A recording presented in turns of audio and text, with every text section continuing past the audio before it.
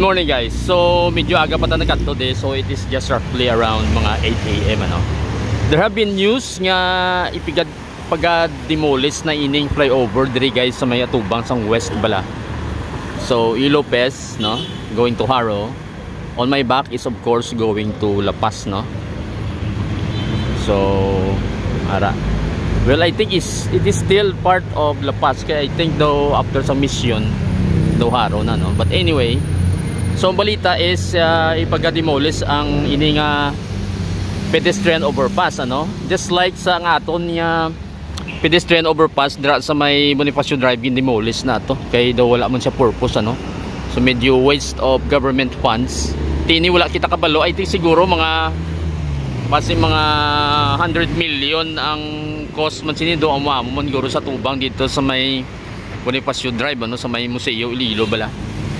So makadto lang kita siguro short visit lang kita dire. Tanaw naton kung anong sitwasyon sa ining overpass ano. So masaka kita tanaw naton kung okay pa man siya. I can see nga daw tinlo man dire siguro ang atong mga street sweepers. Tinlo man ang dalan dire nga area ano. So daw wala man sa mga sagbot gigani or mga dahon-dahon. So if you remember sa una guys, pisto kita dito sa babaw to take some videos para makita nato ng natubang sang west kag sang Iloilo National High School ano. So dire kita maagi. So duwa ang hagdan sini left and right no.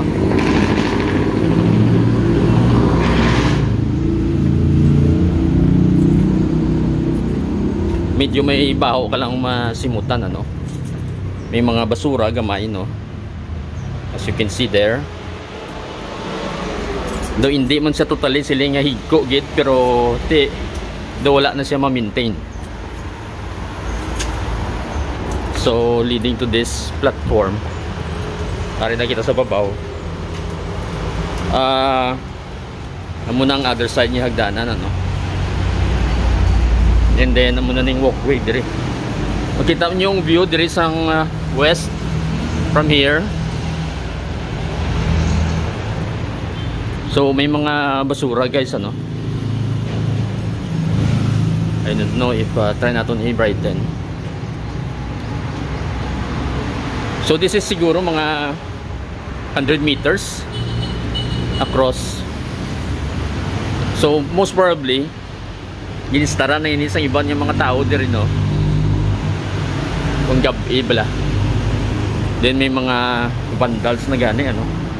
So makita ninyo.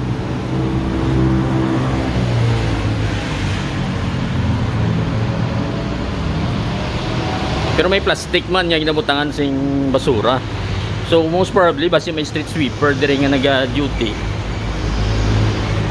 Nga naga-tinlo bala. Nari kita dito lunok type nga kahoy.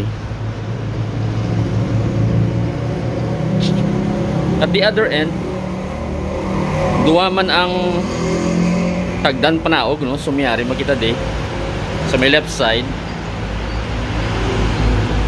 And then there is a right side. So try naton manaog dire. Ang view naman sang Iloilo National High School from here ano. So makita ninyo dire, amo na siyang view dire.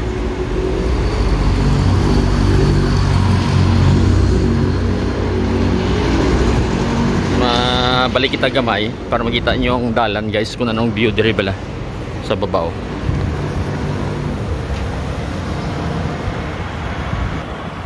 So umana siya no.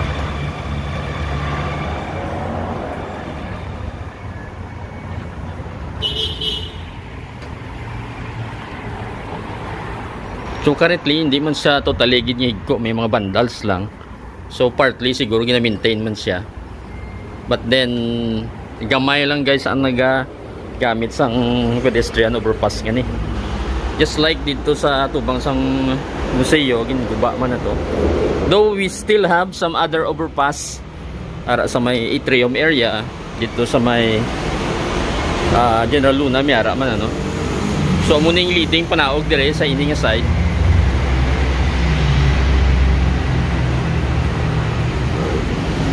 So do hindi man ako mag-judge no, hindi man sa higko gid.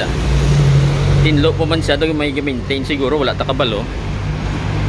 Pero wala lang gid sang tao siguro nga nag-aagi diri masyado. So we have the traffic at the moment. So muna yung traffic nga ongoing diri sa aton. And then ang lunok no, nagtapik na, nagkambod din siya sa may postingan eh. So I think this has been built for, so dire do may balay gali nga nag-star guro dire as well sa Piaka side. Mga 1990s no gin-build ang overpass nga ni. So muna ang overview no kung dire sa dalom.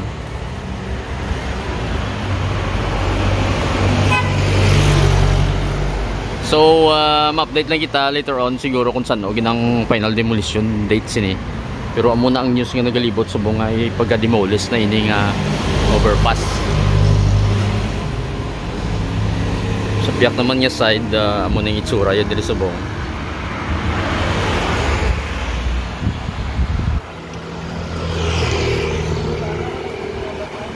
And then of course ari na kita sa Tabok, so dito kita nagalin guys sa Piak. Dito kita nagsaka kay na.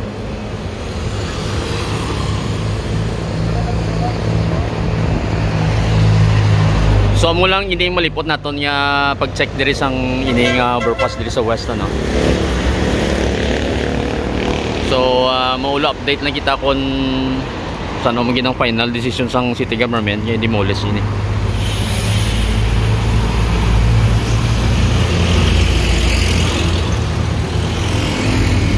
To the next video guys, thank you for watching.